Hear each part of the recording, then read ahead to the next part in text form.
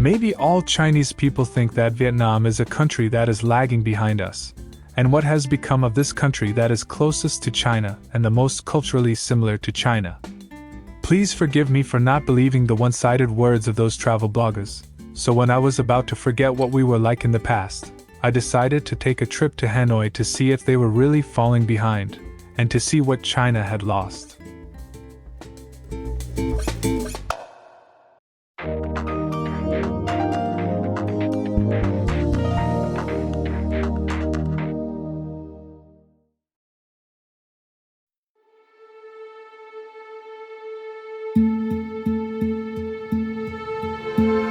Seeing these pictures may be everyone's first impression of Hanoi or Vietnam. The motorcycles traveling everywhere and the chaotic traffic order will give you the feeling that this is still a developing country.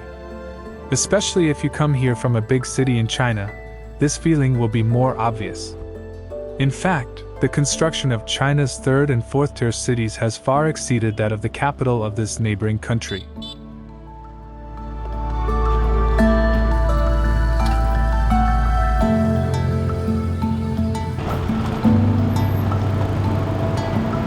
Even if I haven't left the airport yet, everyone may have heard of the tipping culture of airport staff, and my friend who is the same shape as me was charged $50 because a word on the other side of the paper needed to be modified. We also felt the underdeveloped side of this country. I actually understand this to be a common problem in third world countries, but I am very sure that China, at least on the surface, should have already passed this stage. And when you actually enter this city, you are reminded at every turn that this is still a third world country. Those still old buildings, still traditional lifestyles, and even the conductors on the buses all remind you of China in the past. Appearance. But what I say does not mean that this is a backward country, and the purpose of my coming here is naturally not to find any sense of superiority. After I really spent some time with this place, I even fell in love with this place. This kind of love is not a tourist curiosity or a short-term surprise. It's about the calmness and elegance amidst the hustle and bustle.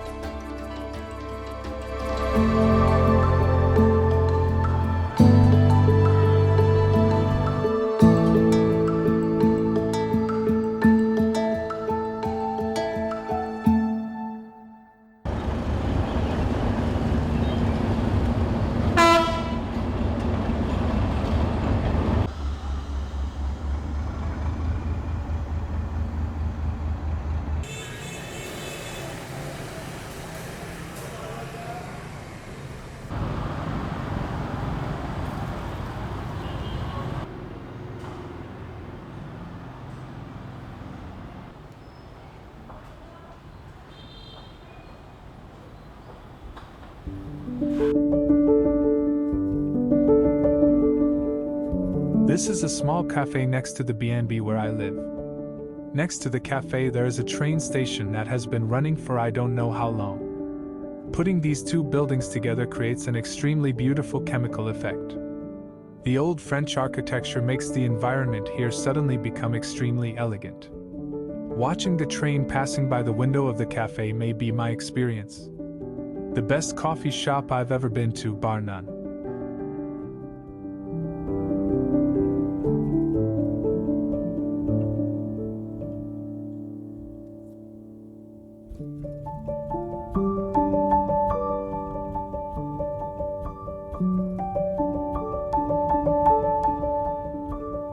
It is really not an exaggeration to describe the old city of Hanoi as old. Most of the buildings left by the French are still in their original condition. It is almost perfectly integrated with the life of the locals. The Vietnamese seem to enjoy this style very much. Even the newly built buildings still retain this sentiment, which makes you feel comfortable no matter when you walk on the streets of Hanoi. Feel this French comfort. To be honest, I don't know whether it is the original character of the Vietnamese or whether it is the French colonization that has changed the people here, but this seemingly busy city is filled with a leisurely temperament. I am very sure that this is not just a function of architecture, because if you go to Tianjin or Harbin, which also have many European-style buildings, it is difficult to have such a feeling.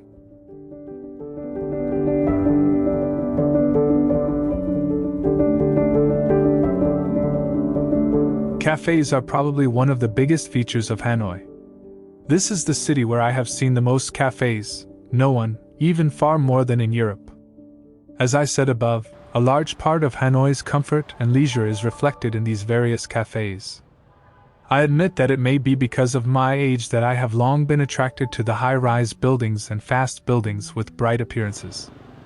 I have lost my patience with the pace of life, and I especially like this slow and leisurely temperament. Almost none of these well-designed cafes are the same. Even if you are just passing by, this kind of pleasure is unmatched in any city in China.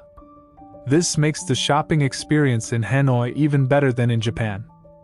And when you really sit down, slowly drink a cup of coffee, and watch the almost non-stop flow of motorcycles in front of you, it becomes even more comfortable.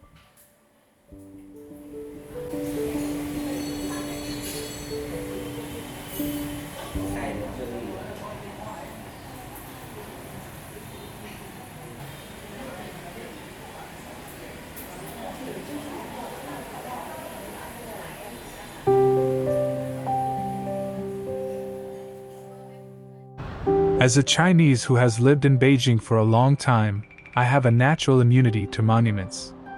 The Forbidden City, the Great Wall, and the Summer Palace have become nothing more than symbols. Some people who have lived in Beijing for decades may have only visited the Forbidden City once. The historical sites and scenery in Hanoi may be even less attractive, whether it is the Temple of Literature, Tang Long Imperial City, West Lake, or Tran Quoc Temple. It's neither exquisite nor shocking. The area of Hon Kim Lake is not as big as Ho Ai, and there are not so many scenery. The West Lake in Hanoi can be said to be completely different from the West Lake in Hangzhou. The scenery is not that good, and the lakeside is not very clean. I can only say that these attractions are of great historical significance to locals, but for tourists, they are just tourist attractions that can be visited. Although I also know that saying this may offend Vietnamese people, those duplicitous travel show lines are not my original intention of doing this show. Conveying true thoughts is what I hope to do. Therefore, the biggest scenery that Chinese people can see here are these French-style buildings. Although this opera house is not as large as the Paris Opera House, in order to show the superiority of the French as colonizers, it was still built in an extremely beautiful and majestic way.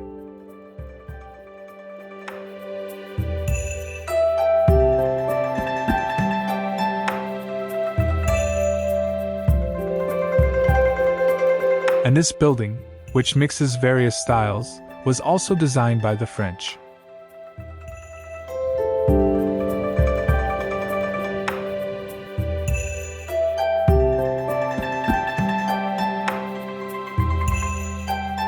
And this cathedral in Hanoi is simply a replica of Notre Dame de Paris. Although there is an unhappy colonial history, Hanoi people actually care about these French-style buildings, which gives the entire Hanoi an elegant temperament. Of course, the Ho Chi Minh Mausoleum in Ba Dinh Square is a replica of the Lenin Mausoleum. I may have talked about the word nightlife more than once in the program before, so I won't repeat how important it is to a city, whether you live in Guangzhou, Chengdu, Taipei, Hong Kong, Kuala Lumpur, Bangkok, or even Tokyo and Osaka. I believe you know better than me the importance of nightlife to a city. Nightlife in Hanoi is of course equally important. This makes the experience of this city more three-dimensional and richer. I even think that many people come to Southeast Asia just for this kind of unbridled shopping experience and experience the local life, food and culture. Some people will associate this kind of pyrotechnics with backwardness. Maybe you will actually have this image when you come to Hanoi. The streets are mixed with a dirty and chaotic environment. But it's still hard for me to imagine what Hanoi would look like without street vendors on the streets. I don't think I can say much about Hanoi's food, but as a child who grew up in southwest China, I have almost no resistance to rice noodles, so Hanoi's most famous rice noodles naturally become my favorite. A must choice on this day. Although the taste is much lighter, this chili seems to be specially prepared for me. I have never seen any locals eating chili.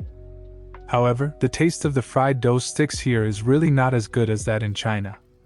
It may be influenced by the French, and its hardness is comparable to baguette bread. I think Europeans and Americans may feel that there is a rich selection of food here. After all, the French and Vietnamese cuisines have coexisted harmoniously here for many years. But their relatively simple cooking methods may not have as many options to choose from in China. Sometimes I finish a meal in a daze, not even knowing what I ate.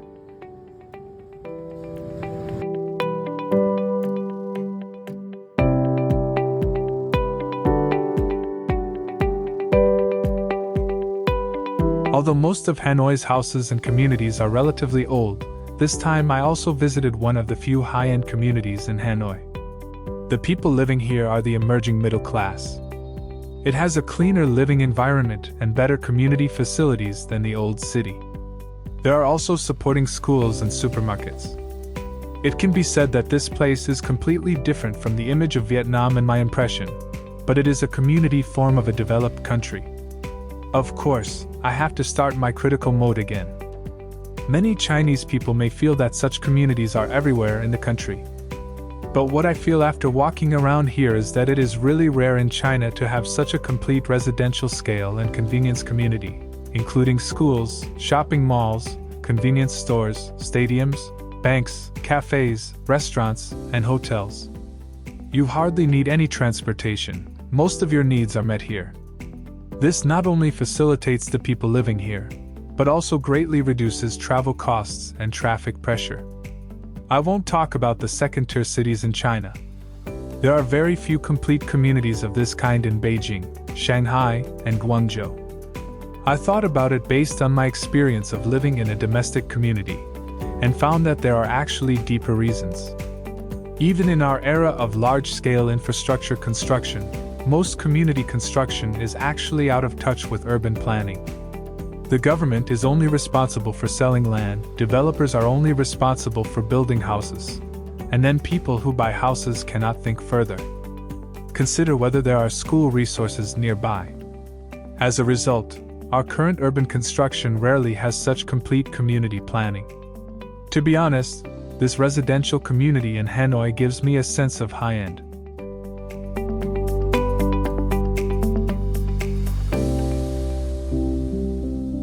During the few days I was in Vietnam, one discovery that surprised me was that in the busy traffic flow every day, I did not encounter a single traffic accident related to motorcycles.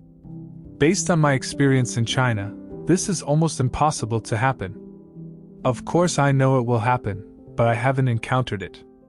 But having said that, I have to start talking about the Vietnamese. Under the appearance of this seemingly noisy city, the Vietnamese give me a very peaceful feeling. They don't have the impatience and anxiety of the Chinese. There is also little sense of class that comes with rapid economic development. Those who drive luxury cars will not honk their horns crazily when motorcycles block traffic, and no one will show any disrespect to the street sweepers. I don't think this is a form of incomplete economic development. In fact, in my opinion, this is probably the behavior of a normal country. I believe you all understand what I'm talking about. China is actually in an abnormal state right now. The entire society is trapped by economic development. Making money is the only purpose of life. Look at money and everything and pretend to look at other things. Less than. To be honest, I enjoy walking down the streets of Hanoi and watching the people here living their leisurely lives. Especially like what I felt in Chengdu. I sat in the cafe here for half a day, not wanting to go anywhere. Their motorcycles passed back and forth in front of me, and time became slower and slower, and my mood became more relaxed.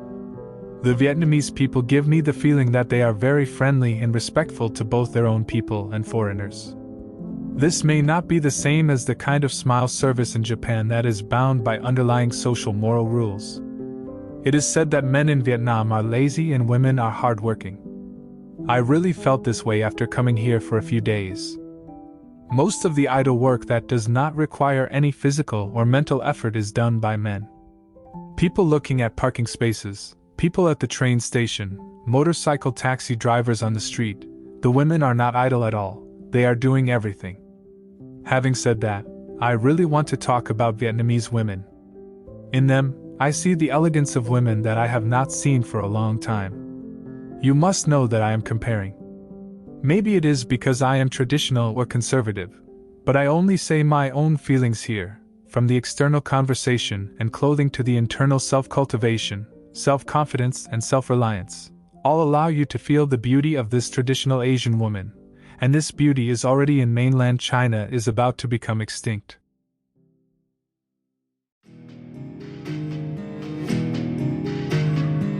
Under the seemingly peaceful appearance of the Vietnamese, I can actually feel their emotions towards this country that has been traumatized by colonization and war. Unlike in China where historical memories are turned into slogans, when walking on the streets of Hanoi, memories of the war are preserved everywhere, reminding people here that a happy life is hard won.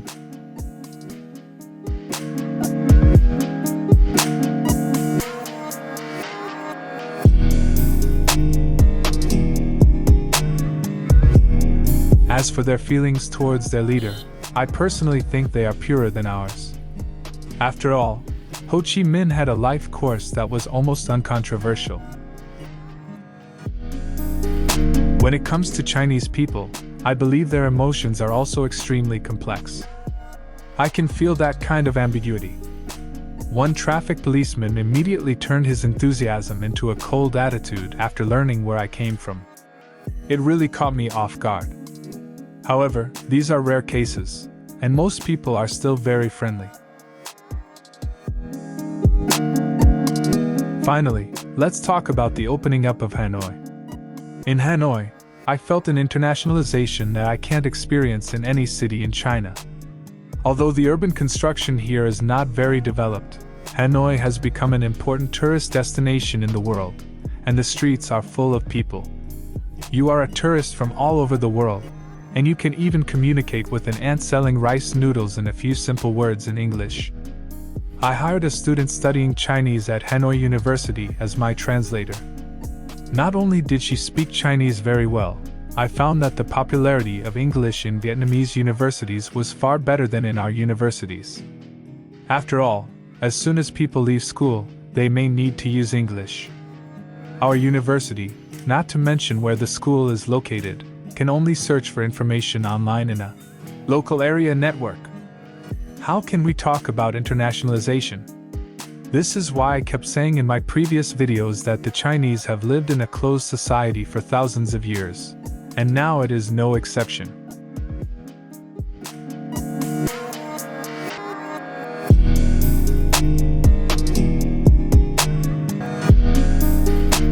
This time I also interviewed several young people in Vietnam.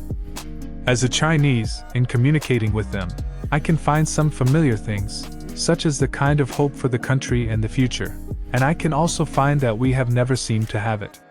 Things such as satisfaction with ordinary life.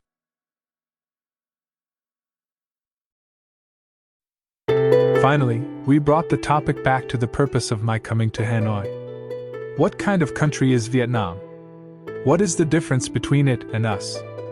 Before talking about Vietnam and China, I would like to clarify the most different changes between Vietnam and us, which are property disclosure and separation of powers. Although both are nominally socialist countries, these two changes have differentiated the nature of our two countries. Through my own observations and interviews here, I found that the Vietnamese people are quite satisfied with their country, government, and life. This is a bit beyond my expectations. Before I came here, I probably knew that their economy was developing rapidly and that they had recently encountered real estate boom problems. But I didn't see any pessimism or complaints from these ordinary people. I think we need to look at the Vietnamese from two aspects. On the one hand, they do not have the overly competitive nature of the Chinese. As I said above, there is not much anxiety in the social atmosphere. This is the biggest difference I can feel. On the other hand, Vietnamese people are very tolerant of society, which means that the pace of development of their entire society will not be as fast as that of China. The relationship between the government and the people is also more harmonious than at home. It is precisely because of these reasons that even though many years have passed since their reform and opening up, you can still see that in Hanoi, the capital, a very traditional way of life is maintained. In contrast, the Chinese people have more stringent requirements for the government and are more eager for social development. This is also the inner core of the rapid development in the past 40 years. Now that the economic growth is slowing down, in fact, in my opinion, the future may not be a good thing. Those who were abnormal in the past may now be ready to return to normal. I always say that I like the slowness of Hanoi, and that's probably the reason.